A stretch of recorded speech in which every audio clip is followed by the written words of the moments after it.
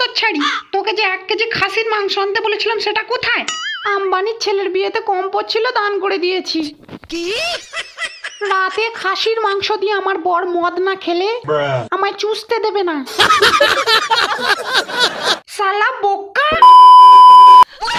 বাঞ্চক, খবরদার ওর গায়ে হাত তুলবে না। ওর বয়ফ্রেন্ডের বিচির চুল বিক্রি করে খাসির মাংস কিনেছে। ওই খাসির মাংসের উপর তোমার কোনো অধিকার নেই। তুমি আমাকে এত বড় কথা বললে, আজ থেকে আমি আর তোমাকে চুষে দেব না। উড়ে গেছে খৈনি থেকে চুন, ওও গিয়ে ফেটে গেল বেলুন। চুপি চুপি বিড়ি খাবি আয়, তোর সাথে হয়ে গেছি দারুণ। একার গুটকা খাবি কতদিন, আমাকে সঙ্গী করে নে। বিমলে জর্দা মিশিয়ে আমার গালে ঢেলে দে। তুই হুক্কা দিয়ে চুল্লু খেয়ে ধরিয়ে দে পোঁদে আগুন।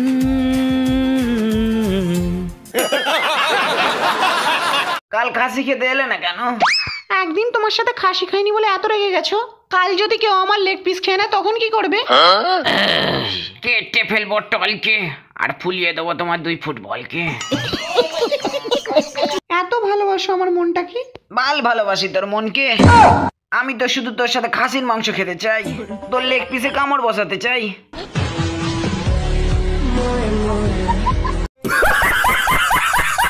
প্রসেনজিৎ জেঠু, তোমার পোঁদেকে খাসির মাংসের হাড় আটকে গেছে। একটা অপরিচিত সেক্সি পাঁটার বিচির ঝোল দিয়ে মাল খাবে বলে তুমি হুট করে পাঁদারে হেগে এলে। আর যে পোল্ট্রি মুরগিগুলো দিনের পর দিন পোকা খেয়ে তোমার লিভারে হজম হবে বলে এ বাড়িতে আমাদেরই চালায় হেগে বেড়াচ্ছে, তাদের তুমি খাবে না? পূজা, প্রসেনজিৎ নিজের মনের ইচ্ছায় খাসি খাচ্ছে না।